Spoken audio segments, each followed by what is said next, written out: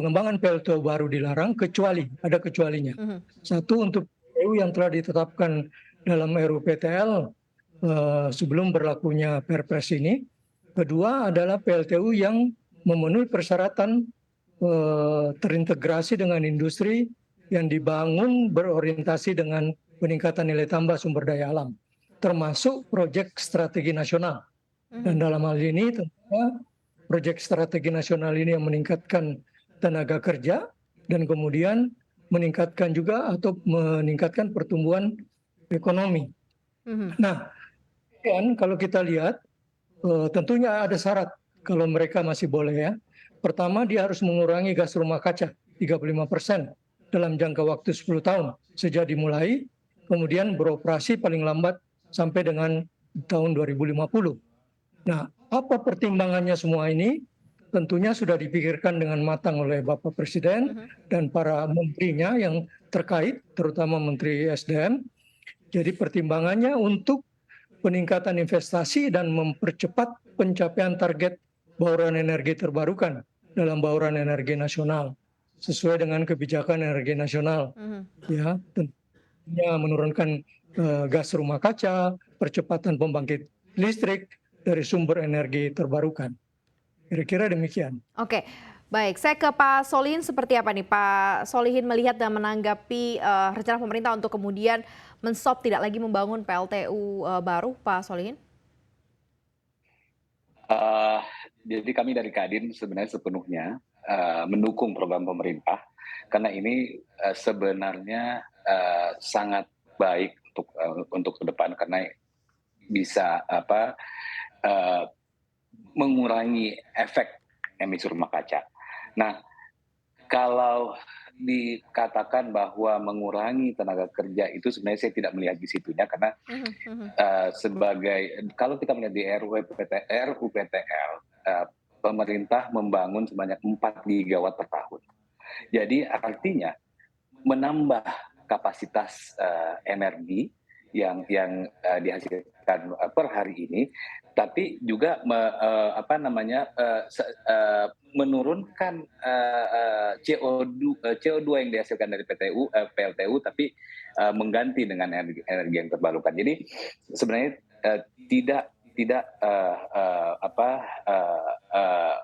tenaga kerja tidak dikurangi atas efek daripada ini. Tapi yang jelas adalah kan kepastian itu yang di depan mata adalah bagaimana bumi ini agak sedikit kacau karena kebanyakan CO2 pertambangan di bumi. Jadi bagaimana pemerintah dalam ini kita menghargai bahwa mengurangi efek itu. Tapi Anda tidak melihat ada side effect dampak terhadap banyaknya para pengangguran begitu ya Pak ya? Kami tidak melihat itu karena baiknya adalah begini, kalau EBT ini adalah sesuatu pembangkit listrik yang tidak bisa dipindah-pindahkan. Seperti PLTA atau tenaga angin, tenaga surya. Jadi lebih kepada penyebaran pembangunan gitu, lebih kepada tidak terpusat pada satu titik, tapi lebih kepada di mana ada energi tersebut. Oke, baik. Pak Irwandi, menanggapi apa yang disampaikan tadi ya oleh Pak Solihin ya tentang masalah peta jalan yang lebih jelas juga untuk EBT begitu ya. Dan karena kan kalau ini sudah dilarang berarti kan sudah ada kesiapan atau awalan yang baik sebenarnya untuk pembangkit listrik tenaga EBT gitu, energi baru terbarukan begitu ya. Nah ini seperti apa sih sejauh ini sampai saat ini update-nya Pak Irwandi? Ya, jadi kalau kita lihat memang dari seluruh pembangkit listrik sebesar kurang lebih 78.000 megawatt ya, itu memang 66.000 masih dikuasai oleh pembangkit listrik tenaga fosil. Jadi PLTU batubara, minyak dan sebagainya, termasuk diesel ya. Nah, jadi kalau kita lihat total EBT-nya baru 11.600 megawatt. Jadi ini yang ditargetkan pemerintah dinaikkan menjadi 25% pada tahun 2025 dari 78.000 tadi. Dan ini betul-betul didorong oleh pemerintah sekarang untuk bisa mencapai target ini. tentunya dengan pertimbangan-pertimbangan yang matang. Jadi kebijakan yang diambil oleh pemerintah ini sebenarnya sudah menempuh jalur yang tepat. Dan kalau kita lihat, kalau dengan berkembangnya energi baru terbarukan, itu juga sesuai komitmen kita di dalam menuju kepada net zero emission. Kalau dilihat kan berarti memang ini udah on track ya stepnya. Tapi kalau dampaknya nanti Pak Irwandi ke industri batubara deh secara keseluruhan ya, dengan adanya mempensiunkan beberapa PLTU, nanti akan seperti apa untuk permintaannya? Apakah memang akan ada penurunan permintaan batubara untuk pembangkit listrik gitu ya?